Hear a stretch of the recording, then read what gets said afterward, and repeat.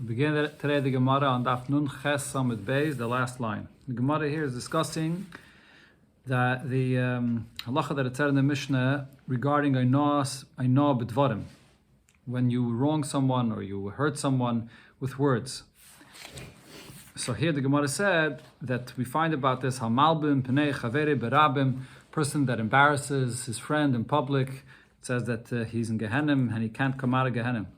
So here the Gemara will bring additional statements regarding how terrible it is to embarrass someone publicly. Amar Rabba Bar Chana, Amar Rabbi Yechanan. Noyach leila Adam, it's better for a person sheyavoy al safek eshesish, that if he should have a relation with a woman where there's a doubt about her, she may be married, v'al yalbim pnei chaveri berabim, and he should not embarrass his friend in public. Minole, from where does Rabbi Bar Chana know this, or Rabbi Yechanan know this? Mididarash Rava, from the drasha that Rava darshaned. The Darash Rava learned out from what David HaMelech says in Tilim. My dechsiv, what's the meaning of the pasuk that David HaMelech says? Ubitzali samchu v'nesafu koru v'leidamiu. Simple pshat of the pasuk is ubitzali means when I'm limping, my enemies come and they are happy and they gather around me and they're happy and they tear me and there's no blood. What does this mean? So here the Gemara is going to darshan the word ubitzali could also refer because of the matter of my wife. Here Rashi brings regarding a woman, regarding a wife, by Adam it says vayivenes atzela, that she's called Tzela, or his side. So therefore what David HaMelech was saying is as follows. Amar David lifnei HaKadosh Baruch Hu, David that said in front of Hashem, Ribono shel Olam, Master of the universe. Galui v'yedua lefanecha, it's open and it's known to you. She'im hoyi mekaren besari, that if you would tear my flesh open, loy hayadami shaisis la'aretz, there would be no blood that would come out to go down to the ground. And the reason for this is because he was embarrassed publicly about his wife, that he married a wife, which was an Eshes Ish. The story of Bathsheba was that she was married to an individual by the name of Uriah. And David HaMelech married her during the wartime, and she was an Eshes Ish, seemingly at that point. But really, as Rashi brings over here, the story with her is that when her husband went out to war, like all the men that went out to war, they would write a get to their wife on a condition that if they die in war, then she's divorced already retroactively, from the time that she was given the get, so that she shouldn't have to have a problem with Yibum, and so on. So over here as well, Uriah had given her a get. And then Uriah died actually in the war. But at the time when David HaMelech had relations with her, it was still during the wartime, and it was a suffix if she's an Eshes Ish or not, whether that get will be in effect or not. So therefore, this is what people were embarrassing him about. And because of this, like it happens when a person gets embarrassed, the Gemara uses the expression always of malbim pnei chaveri, that you cause a person's blood to go away from his face. So he's saying that people were embarrassing me about my wife, and they were happy that they could embarrass me about this, and and therefore you tear me open, you won't see any blood. That's what he was saying. And not only this, even at the time when I was learning with people, the difficult halachas of Negaim and Alais, they would come and embarrass me, and they would say to me, David, haba al Eshes Ish, one that has relations with an Eshes Ish, misasei b'meh, what's his punishment? What kind of death does he deserve? And they were saying this in order to embarrass him about what he did with Bathsheba. And I would answer them, misasei b'chenek, his misa is chenek, strangulation. But v'yash lo chelik l'olam haba, this individual, though, still has a portion in the world to come.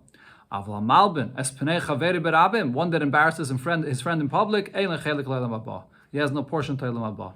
So it's from this story that you see that David HaMelech had a relation with a woman that at that time was a suffix Eshes Ish.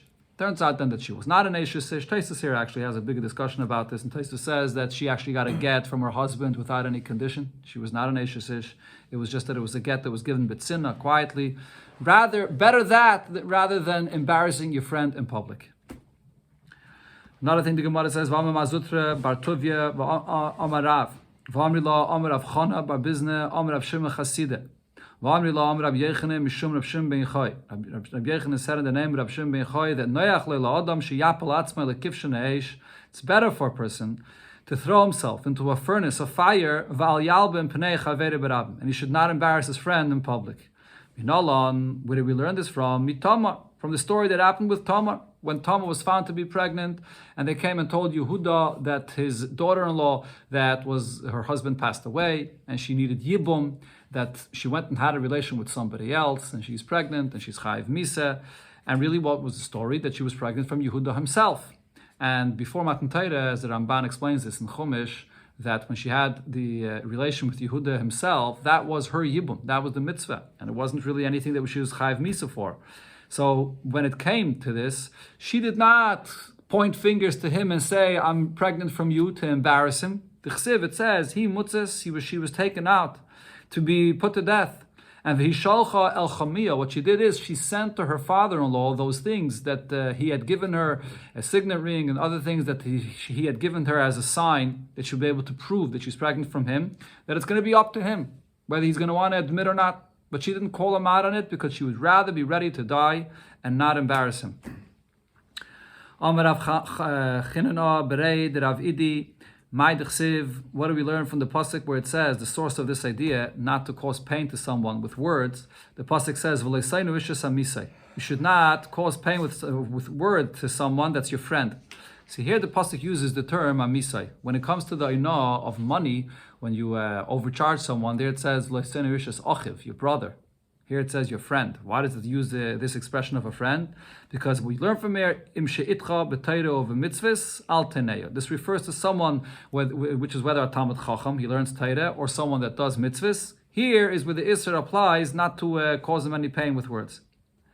Amar Rav said, Lo'olam yehi adam zar b'inah sishtei. A person should always be very careful with the words that he uses when he speaks to his wife, not to cause her any pain. Because her tears are more common, so too her getting hurt is also something which comes quicker, and therefore Rashi here says, as we'll see from the continuation of the Gemara, that if she davens to Hashem because of this, then the punishment because of this comes quicker as well. Amar Rabbi Elazar said, from the day that the Beis Hamikdash was destroyed, ninalu sharei tefillah. The gates of davening, of the heavens of davening, are closed. It doesn't mean completely closed, but it means you have to find a way how to open the gates for your tefillahs to be answered. Shenema, as the pasuk says, Gam ki ezek, even when I scream out to Hashem, v'ashaveya, sasam tefilasi. But it's closed for my tefillahs.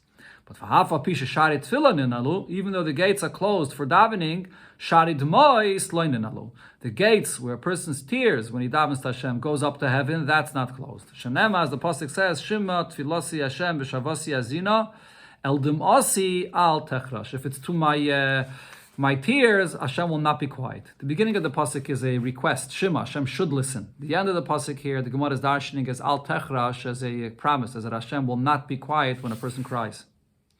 So therefore that relates back to the point that it said here about a person's wife that cries. Rav said, a person that follows the advice of his wife and he doesn't think it through first himself as well, he will fall into Gehenna.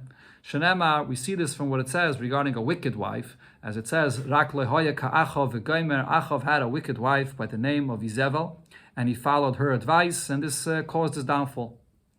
But Rav Papa asks Abaye on this, why are we learning out from Izebel that you shouldn't follow the advice of your wife? But people say, Itzach gutza, if your wife is short, gachin v'tilchashla, bend down and whisper to her, meaning communicate with her, and you should seek her advice. So it is a good idea to get advice from a person's wife. So the Gemara answers, it depends for what. Like kashya, it's not a contradiction. Ha, b'mili da'alma. This is regarding any other matters, regarding any worldly matters, any matters of a person, that over there, a person should first analyze himself. When he gets advice from his wife, he should think it over himself. But here it's regarding matters that pertain to the home itself, where the wife, she's the Akeres Abayis over here, he should just follow the advice of his wife. Another version to answer this is when it comes to heavenly ideas, to deruchnius, that's something where the husband himself is the one that should be analyzing and knowing himself what's right and wrong. When it comes to material matters over here, he should also listen to the advice of his wife. Rav Chisda said, going back to the point we mentioned before, Kol hasharim ninolim. All gates in heaven are closed. When a person davens, it's hard. You have to work very hard to open up these gates of heaven. Chutz mishare oino. Besides the gates of a person that was hurt by somebody with words, and he's crying out to Hashem, Hashem listens to him. Shenema, as the pasuk says, V'hine Hashem nitzav achoymes hanoch u'beyodei hanoch. Hashem, literal pshat of the pasuk is it's speaking about a wall that in order to build the wall straight, they have this plumb line that they have to use it to make it straight. But the Gemara darshans the word of anoch, also meaning oino, when someone that was hurt with words, that Hashem stands on this wall of a person that was hurt, and Hashem holds in his hands these words that a person was hurt by, and is davening to Hashem, and Hashem answers. And on this, Amar Rabbi Elazar said, Hakoil nifra bidei shliach.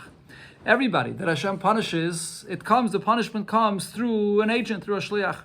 Chutz me'ino, besides a person that davens to Hashem, and Hashem punishes because you hurt someone with words, over there Hashem himself directly brings the punishment. Shenem, as it says here in this pasuk, b'yadoi, in Hashem's hands, anoch, this person that got hurt from the ino, Hashem punishes directly. Rabba said, Gimel, there are three individuals, Eina pargid ninel b'fneim. There is no gate or no separation, no curtain that separates between them and Hashem. Oino v'gezel v'avidisara. Someone that's over the isar of oino, whether in money or in words, or gezel, stealing, or avidisara, these are people that Hashem takes personal interest in this and punishes himself. So the Gemara brings a source by no the chsiv, as we just brought the pasuk of biyadoi anoch. It's in Hashem's hands Himself that He punishes. Gezel, the chsiv by gezel, the pasuk says chamas v'shoyd yishama ba al ponai tomid. That chamas and shoyd, which is stealing, it's in front of Hashem constantly, and Hashem Himself tends to this. And avedizare, the chsiv ha'am ha'machisim moisi al ponai tomid v'gaymed. The nation, the people that are making me angry, which is speaking about avedizare, is in front of me constantly. Rav Yehuda said, Lo'olam yehei adam zar b'tvuah b'toich beisai. A person should always be careful that there should be enough tvuah, enough grain, enough food in his house. She'ei meriva mitzui b'toich beisai shel adam. Quarrels and fights are not found in a person's house, elal iske tvuah, only because of issues with food. If there's not enough food in the house. Shenem, as the pasuk says, Hasam gvulech shalem. Hashem puts peace in your boundaries. Chelev chitim yesbiach, when there is fats of the wheat that Hashem satisfies you with. If there's enough food, then there'll be shalom. Amar Rav Papa, so Rav Papa says, Hained Amri Yinchi, this is what people say, Kimishlam Sari Mikada, when it finishes the barley from the jar or from the barrel, Nakish V'asi Tigre Bebeisi. That's when it starts banging around and you can hear noise and you'll hear fighting in the house. Which basically means, the point the Gemara is trying to say is that a person should invest. If he has a choice where to invest his money, he should make sure that not to be cheap on the food, because that's important for the peace of the home. A person should always be careful with the grain, that it should be food in the house. When Yidden are referred to as being poor, it's because of the tvuah, the grain they didn't have.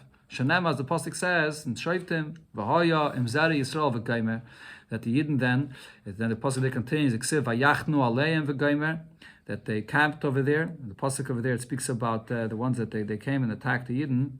It says there v'yachnu aleim, and then further the pasuk says v'yashchisu as yuvol haaretz. They destroyed the produce of the land. Uksiv, and then the pasuk says v'yidal Yisrael me'oid mipnei Midyan. And they were extremely poor because of the Midianites that came and destroyed this. So they referred to as poor when they took away their food. Going back to the point we mentioned before, a person should always be careful with the honor of his wife. Because blessing is not found in a person's house, only because of his wife. As we see by Avram, it says, Avram heitiv ba'avura. Hashem did good for Avram. This is by Pare, when she got, because Pare gave Avram everything because of her. So what the Gemara is learning from here in general, that we see from here that the good that Hashem gives to a person is because of his wife. This is what Rava said to the people of the city that he lived in, the people of Mechuzah. Give the right honor to your wife, in order that you should become rich, because the schus of the riches comes because of a person's wife. I think Gemara here will bring a lengthy story that in the end will connect back to this point over here about the Noah's Dvarim. When a person is hurt by words, what the result could be from this. But the story starts with a halacha regarding a certain type of oven. Tanan Asam, we learned in a Mishnah regarding an oven. In those times, they made the ovens, earthenware ovens, that were basically like these big pots that they made this oven and they positioned it into the ground. So these ovens, which were earthenware, were makabel tumah, like any kli cheres, which is makabel tumah. But here it speaks about a specific kind of an oven, which chatachai cholyais, that it's made of pieces, of strips of earthenware that they then put together. And v'nasal choil ben cholya lecholya. In order to connect these strips of the earthenware to create this oven, they put sand between one piece and another. And now the sand that they put there in between, it wasn't yet properly hardened that it should become one piece mamish. Right? It wasn't properly. They would take it, put it into a furnace to harden it properly. It wasn't done yet properly. So the question is, what's the halacha with this kind of oven? If a sheretz falls into this oven, will it be metameyit or not? Rabbi Eliezer metahir. Rabbi Eliezer says this kind of oven is going to be tahir. The reason is because only a kli cheres earthenware oven is going to be tamei, but this oven though, because the sand that's there in between the pieces is not hardened yet like a proper earthenware, so Rashi says it's like something that's made just from earth or from kliglalim, something that's made from dung, which is not makabel tumah. And also Rashi says that it's just like this little structure, this little building that you're building here in the ground, and a building that's built in the ground is not makabel tumah. It's not like a vessel. So therefore Rabbi Eliezer was metahir. The Chachamim metamin. However, Chachamim say that this is considered to be like those large pots that they made in those times, and then they positioned it in the ground to be an oven. And here as well, when it was attached together with the sand, it's considered to be an oven, and therefore it will have the halachas of tumah. That was the machlokes. Now the Gemara says regarding this kind of oven that they argued about, V'zehu tanar shel achnoi. This got this nickname of being this oven of the achnoi. Achnoi is a snake. And that Rashi says the snake, it positions itself on the ground, or it positions itself when it attacks someone, an animal, and it surrounds the animal, and it goes around and around in a circle, and it puts its tail into its mouth to suffocate whatever it's surrounding. So here, this oven as well got this nickname like the snake that goes in this circle. The Gemara explains why it got this nickname. My achnoi, what was this nickname of this achnoi? Omer Rav Yehuda Mashmol, Sheikifu Dvarim Ka'achno Zeh. They surrounded Rabbi Eliezer with words and with proofs to prove to him that he's wrong and that this oven will be makabel tumah v'tumu, and they proved to him that it will be makabel tumah. So they sort of suffocated it with so many proofs, like this snake that surrounds a person or whatever it is that it attacks when it puts its tail in his mouth. Here the Gemara says the story of what happened on that day when there was this argument between the Chachamim and Rabbi Eliezer about this halacha of this oven. So Tana, we learned in a brayso that describes what happened by Yom on that day. Hey, Shiv, Rabbi Eliezer called Shuvah Shabba'ilam. Rabbi Eliezer gave all kinds of answers to prove his opinion.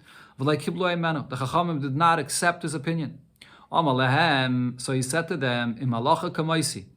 If the halacha is like me, charuv zeh, this carob tree right over here, yechiach, will prove it. What happened when he said that? Nekar charuv mimkaimai me'ama. This carob tree was uprooted from its place miraculously and moved 100 amma. V'amri la, others say arba meis amma. It moved 400 amma. So he showed a miracle to prove that he's right. Amrullah, so the Chachamim were not expelled from this. They didn't care about what happened. They didn't change their opinion. And they said, you can't bring a proof from a miracle that happens with this carob tree. He continued and he said again, if the halacha is like me, the stream of water here should prove that I'm right. What happened? A miracle happened. The stream of water that was going in one direction started going in the opposite direction. Amrullah, they said to him again, you can't bring any proof from a miracle with a stream of water. So he continued and he said again, if the halacha is like me, let the walls of the Beis Medrash prove this. Hitu kaisle beis hamedresh lipoil. The kaislim, the walls of the shul, the beis medrash that they were sitting in, was tilting in and would fall on them. Gar behem Rabbi Yeshua screamed at them and said, Amalahem im talmidei chachamim menatzchem zeh zeh. So he screamed at the wall and he said, if you have here talmidei chachamim that are arguing with one another regarding a halacha, atem mativchem. What you, the wall, what are you getting involved in over here to fall in on us to try to prove one opinion over another? So the Gemara says, what happened to this wall? Loi naflu, the wall did not cave in, nipnei kvodesh Rabbi Yeshua, because Rabbi Yeshua, his honor, his words were very powerful, and he stopped the wall from caving in. But also v'loi zakfu, the wall did not go all the way back up straight, nipnei kvodesh Rabbi Eliezer, because of the honor of Rabbi Eliezer. V'adayim v'matim v'aimdim, and the wall is there. The tilted wall is there till today. This remained in this position, did not move. Further, Chazav Amalehem, Rabbi Eliezer said, Im halacha k'maisi. If the halacha is like me, min hashamayim yechichu. From heaven, they should prove that I'm right. Yatzas abaska v'amro. So a heavenly voice came out and announced and said, Malachem eitzel Rabbi Eliezer, shahalacha k'maisai b'chol mokem. Why are you arguing with Rabbi Eliezer? The halacha is like him in every place. So now they have a clear baskel that says that the halacha is like him. Amad Rabbi Yeshua raglov. Rabbi Yeshua got up on his feet and he said, V'amar, loi b'shamayim. The pasuk says the Torah is not in heaven. What does this mean? What is the pasuk saying? Hashem gave the Torah on the mountain of Har Sinai, and He gave it here below in this world. And therefore, we don't pay attention to any heavenly voice. You wrote already in the Torah that was given at Har Sinai. You have to follow the majority. So the majority opinion, the Chachamim, disagreed with Rabbi Eliezer. So we have to pass like the Chachamim. Ashkeche Rab Nosson encountered and found Eliyahu at this time, Amalei, and he says to him, "My Ovid Kutshavricha Bahishaita." What was Hashem doing in this time when this argument happened and the Chachamim below did not even listen to a heavenly voice? Amalei, Eliyahu said, "Kachayech." Hashem is smiling, he's kvelling, and Va'amar, he says, "Nitzchuni banai." My children have been victorious over me. My children have been victorious over me. Here you see the power of a Yid learning Torah here in this world. This is brought in my modern of Chassidus that explains this. What does this mean? That a Yid here in this world with his understanding has the power to have paskan a halacha even more than a heavenly voice. How could that be? So the answer that Chassidus explains is the heavenly voice and all these levels of miracles that the Gemara speaks about is a certain level of a godly revelation, great godly revelation which brings about these miracles. But nevertheless, it's a certain level of kutsha berichu which is related to the Seder Ishtalshlus, the Metzias of the world. A Yid, the neshama of a Yid, is rooted much deeper in a much higher place than Hashem Himself. It says the Yid is rooted in the machshava of Hashem, in the deepest, highest place, higher than the entire existence of creation. The Gemara there's actually a ton of the Be'eliyah that says that before creation there were two things that existed, Torah and Yidden. And Yidden are even higher than Torah. So the Yidden here below, when they learn Torah with their seichel, they have the kayach with the neshama that they're learning here the Torah to reveal the truth of Torah, to express and show what the truth of Torah is. Dafka the Yidden are the ones that can reveal it even more than any other godly level of revelation that there is, even with a miracle. That's the nitzchuni banai, the banai, like a child that's rooted very deeply in the source of his father. Now the Gemara continues and says what happened at that time. Amru, they said, Oisei ayayim on that day. Still after. Still within the Akar. Well, the Chachamim did not. The Chachamim did not want to accept the opinion of Rabbi Eliezer, and the Chachamim were the Raiv, so you pass like the Chachamim. So it says here what they did then. Amru, they said, Oisei ayayim on that day. Hiviu kol tares shetir Rabbi Eliezer. There was an oven, such a kind of an oven, which was tamei, and things became tamei in it. And Rabbi Eliezer held regarding this oven that the things in it are pure, are tahir. So they brought that day all those things that Rabbi Eliezer said that they're pure, visar from beish, and they burnt it all in fire, like the halacha of truma that becomes tamei, that you have to burn it. And then v'nimnu olav, they took account ubarchuhu. Baruch literally means blessed him, but what this means is they put him in excommunication because he was fighting so hard that he didn't want to accept the halacha, so they put him in a certain chayrim. Now, after this, V'amru, they said, Mi yelech v'yadiyah. Who's going to go and let him know about what happened there? But they paskin and they put him in this excommunication. Amalehem, Rabbi Kiva said, Ani Yelech, let me go and tell him. Because Shema Yelech Adam Sheino Hagan, maybe a person that's not going to know, not appropriate, he's going to tell him in such a kind of a way that it's going to offend him. V'yediyai, and he's going to let him know and not in a good way. V'nimtza machrev es kol ha'olam kula. If you hurt a person like Rabbi Eliezer, which was a great, great Tana, and he's going to be hurt with words, so then he may bring destruction to the entire world. So Maas Rabbi Kiva, what did Rabbi Kiva do to let him know? Lova shchaydim, he dressed himself in black garments. V'nesativ shchaydim, he wrapped himself in black. V'yoshav lefonav bericho karba amis, and he sat in front of Rabbi Eliezer with a distance of 4 amis. Oh, Malay Rabbi Eliezer says to him, Akiva, ma yemi yamayim. What happened? What's different today that you dressed this way?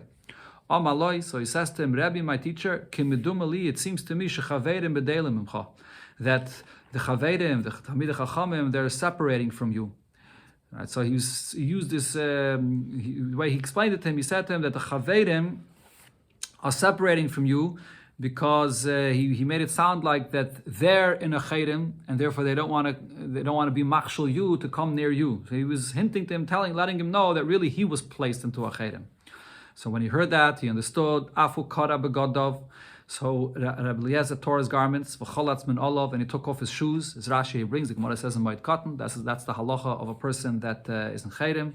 V'nishmat, and he slipped off his chair, v'yoshav al gabe karka, and he sat on the ground. And zolgu ein of dumois, and tears came out of his eyes because of what they did for him.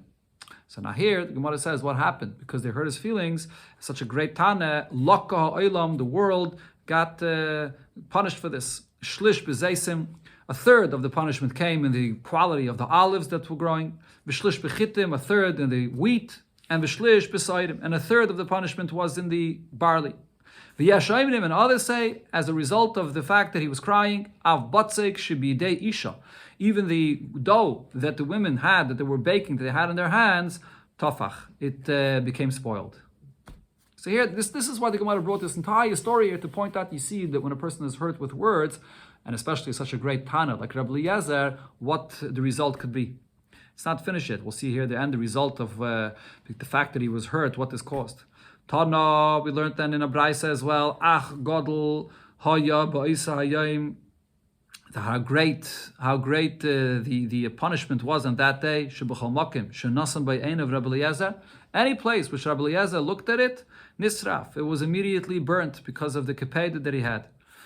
Rabbi Gamliel as well. So Rabbi Gamliel then, as Rashi brings, he was the Nasi in that time, and the whole Chedem against Rabbi Eliezer was all according to Rabbi Gamliel. So Rabbi Gamliel, Hayabab Spina, he was traveling on a boat. Amad Olav Nachshel L'Toivai. So this big wave came and it was going to cause the whole boat to sink. Amar, so Rabbi Gamliel said, Kimedumali, it seems to me, She'ein Ze'ela B'Shul Rabbi Eliezer ben Horkenes, that this is all because of Rabbi Eliezer ben Horkenes, which was placed in a Chedim. Amad al Raglo, so Rabbi Gamliel got up on his feet. V'amar, and he said, Rebbeinu Shalayla, Master of the universe. Goloi v'yedu levanecha, it's open and known to you, Hashem, Shaloi l'chvoidei asisi, I did not do this for my own honor. V'loi l'chvoid beis abba asisi, I didn't do it for the honor of my father. El l'chvoidcha, the fact that I did this, that he was placed in this chayrim, is all for your honor. Why? Shaloi yarbu machlekes b'Yisrael, so that there shouldn't be a lot of arguments amongst Yidden. It had to be clear who the halach is like. After he said that, noch hayom mizapai, the water rested from from the waves and so on. Now here the Gemara brings though the story that ended up happening with Rabbi Gamliel. Ima Shalom, the Bisu de Rabbi Eliezer. Ima Shalom was the wife of Rabbi Eliezer, which was Achse de Rabbi Gamliel. She was the sister of Rabbi Gamliel. So Rabbi Gamliel, which was the one that actually brought him to be put into Chedem, was his brother-in-law. So what happened? So Havoish, that's who she was. Now, from after this story here, she did not allow her husband, Rabbi Eliezer, in davening to say tachnun, where you put your face on your hands, to fall on his face to say tachnun. And the reason is because when a person says tachnun, and a person is davening to Hashem out of the pain that he's in, the tefillah of Tachnun has a unique, special power more than any other part of the tefillah. And she knew that Rabbi Eliezer, her husband, was very hurt by her brother Rabbi Gamliel, and if he's going to say Tachnun, a very powerful tefillah, and he's going to cry, this can cause then something bad to happen to her brother that brought this pain on her husband.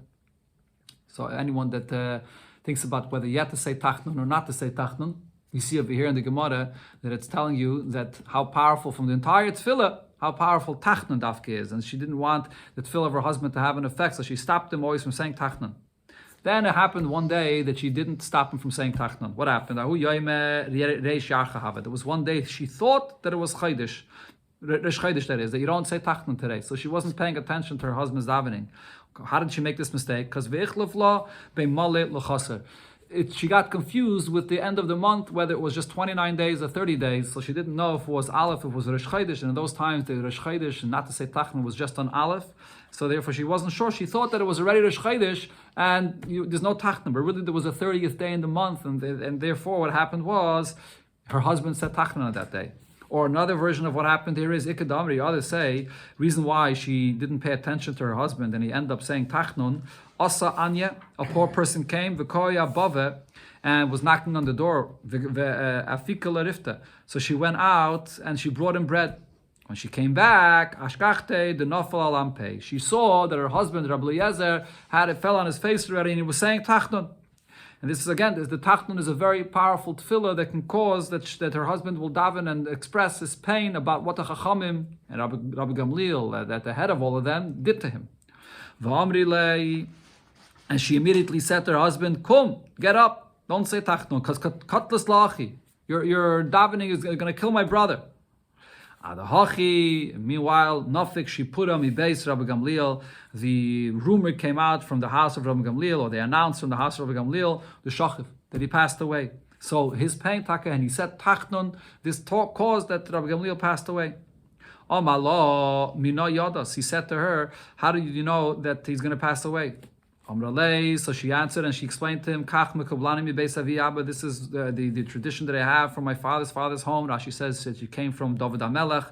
Kol ha'sha'arim nenolim, all gates are closed. And if a person davening, chutz mishare oina, besides those that daven that were afflicted by words from someone else, their davening, their gates are open and Hashem listens. And that's what happened over here when Rabbi Eliezer davened and said Tachnun, and it caused the one that brought the pain on him, Rabbi Gamliel, to pass away. And that's why this whole story was brought here, where you see this in Vaino.